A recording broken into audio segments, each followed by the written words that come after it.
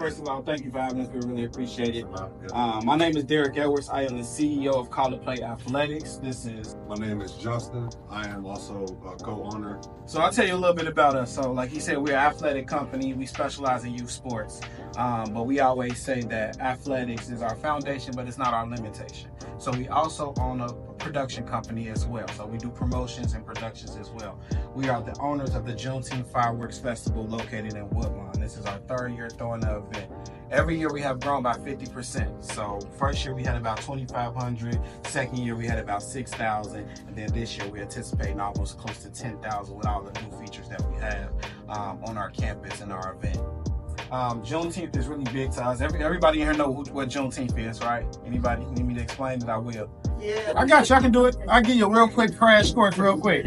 So Juneteenth is Independence Day too, okay? So in 1865, they freed the slaves, and then that was what they called the original Juneteenth, okay? So that's when the slaves actually got free, when they signed the ordinance. It took 2 more years before they got free, but that's when the paperwork was signed for them to be free, okay? So we call it Independence Day too. Why we call it Independence Day too? Because it's not just for African Americans, it's for everybody. It didn't take African Americans only to get us free. It took a lot of people to help. So we celebrate that at our Juneteenth. Very diverse, very community building, and a lot of different organizations support that because we believe it's for all. Just like 4th of July, so it's Juneteenth. So that's what we do it for, okay? This year our event has been growing really big every year. We actually last year on Channel 19 and 5 was labeled the biggest Juneteenth celebration in Cincinnati. We are also made history because we're the only company that actually do fireworks for Juneteenth in Ohio, and I think it's a little bigger than that, but we'll just say the tri-state in Ohio at this point that do fireworks that observe the holiday. So that's something that we're very excited about. This year, we really wanted to get more into our documenting the process, documenting things that's going on. There's so many activities going on that's on the campus, and I'll let Justin kind of pass those things around so you guys can see that. But I'll give you a brief overview of what a day look like. It's an all-day festival. It starts at 12 noon and it ends at 10 o'clock. At 10 o'clock, our fireworks go off. It's a 20-minute celebration produced by Rozzy, which is the same people that do the fireworks shows for the 4th of July and Blue Ash, the big 4th of July show down at the bridge. We have those exact same companies actually producing our fireworks show. We also do a little different because our music is produced by DJ Fresh as far as when it comes to the soundtrack that go with it as well, if you were. That goes with it, so that's a big part of something that we kind of do a little different than the other fireworks festival, or it's just a little bit more, when we say a little more hip, a little more youthful. On our campus, you will see, if you look on your map, you'll see all the different things that actually happen on that campus. We covering over 3 or 4 acres of land where we have this whole festival. We have everything from basketball games where we have 250 kids playing for a championship ring inside of our recreational center, as well as this year we have the Cincinnati Red RBI playing on our baseball field, as well as so many other things that you guys see on there. What you'll see in those packets that Justin just handed out to you guys is just information on each one of our special events, on what we want to capture when it comes to overview of the media side for so photography, as well as taking pictures on our premises. So those are big things. We have had other people cover it, but this year we was like, let's go a little bit bigger. Let's bring in some other people and let's see what we can do to get creative with it. We have a lot of big sponsors that will be there this year that will be doing some amazing things, such as Gorilla Glue has something called the Stick Around Pavilion. The Stick Around Pavilion will help African Americans build, buy, and do DIYs projects. So you can find out about funding. You can find out about where to go get if you want an African American builder, they'll be there. Then also DIY sponsored by Home Depot will give out a lot of DIY kits for you to do things at home to kind of improve your house if you get ready to sell or you just want to do some upgrades. So that's something amazing that we got on our campus that they don't do anywhere else but strictly at Juneteenth. As well as somebody that sponsored us from the get-go was Oreos. We have Cookies and Conversation going on. It's where minorities, it's where all different races can come together and just talk about how do we push forward. You know, how do we come together? How can we do more together as people? So Cookies and Conversations is something that we love. We give out a lot of cookies in that pavilion. But we have a lot of good conversations, so we're excited about extending that this year. Other things that we have on are actually, it's on that page 3 too, if you guys wouldn't with that. If you want to see, it's Closing the Health Gap. I know a lot of people may know about them. They do a lot of things in the city as far as when it comes to health benefits. They'll be there with a lounge, kind of doing different things, talking about mental health. All those type of areas will be there for you guys to kind of view, get some extra resources and see what they have on board. The foodie review, we have different people that do food reviews that will be there.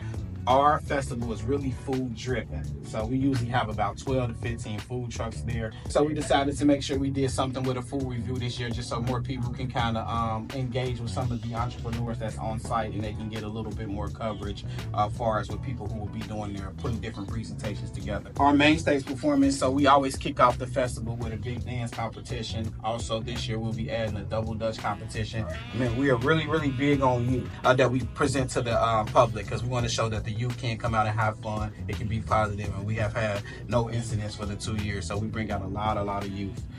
We also have live performances from live bands. We also do a pre-show with DJ Fresh, Lando, and then a special guest will show up this year at the pre-show as well to kind of give a performance. So we always kind of bundle those things in right before the fireworks. So that's kind of a day that we have at Juneteenth, just to give you an overview. It's so much more information you can find out in there. But one thing I want to highlight that's really big this year, we're doing this. For the first time, we will actually be opening up a Juneteenth museum. It's a one-day exhibit that will be open at our festival and only at our festival. We are building a 20 by 40-foot structure that will be outside that has 46 pieces of artwork from people all over Cincinnati. All schools, kids have submitted all types of things, and people are showing how they want to push forward, what equality looks like today, and what we can do for tomorrow. So that's something that we're very excited about, and a lot of people are supporting that. So we are so excited to have that a part. As well, to go with that festival is we have extended our festival to another campus. All right, is anybody familiar with Landmark as far as in Glendale? Anybody ever heard of that property? I think I drove past. You might play basketball. You ever played Landmark? Our kids, okay. It's a property, it's a church, it has gyms. A lot of people play sports up there. We have been playing on that property for years.